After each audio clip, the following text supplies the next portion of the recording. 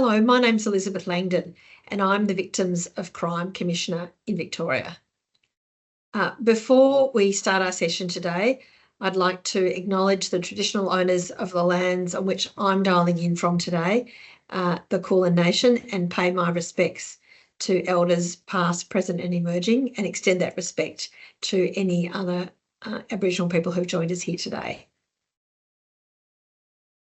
Before I go through the guidance material that we've prepared on this critical topic, I thought it would be useful to provide you with an overview of my role.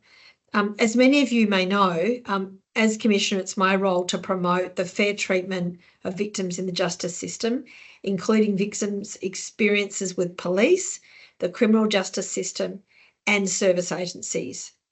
The Commissioner is an independent statutory officer responsible for promoting the needs of victims of crime to government and holding agencies to account when they don't treat victims fairly.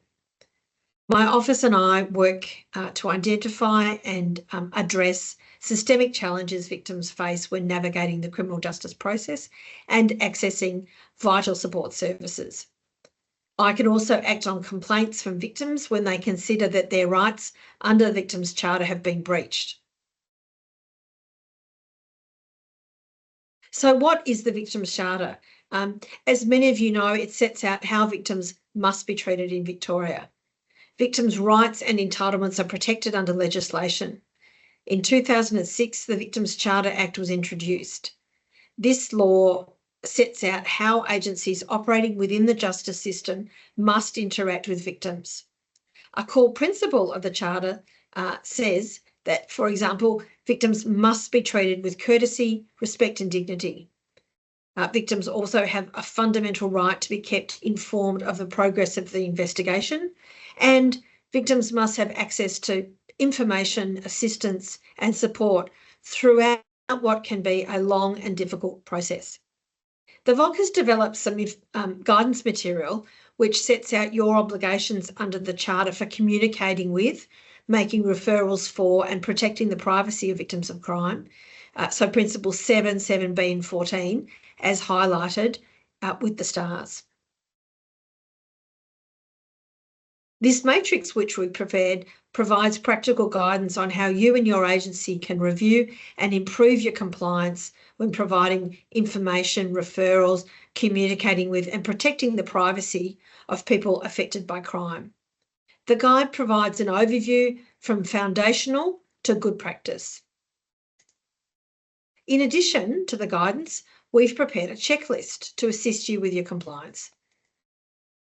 Well, thank you for watching this short video and for engaging with this new guidance material. And I can say that I'm really excited about further engagement into the future. Your approach can directly impact how a victim experiences the justice system and help ensure that all victims of crime feel empowered and supported. I'm confident that through collective efforts, we can increasingly build a more compassionate and effective system for victims of crime. I'm interested in working closely with agencies. We want your feedback and we want to work with you. A reminder here on the screen of the information sessions that we have across the year, which I think will be excellent opportunities to strengthen the practice of all of us. Our goal is to provide you with useful information which you can pick up and use in your work. I look forward to continuing to work together to strengthen and further embed victims' rights into the justice system.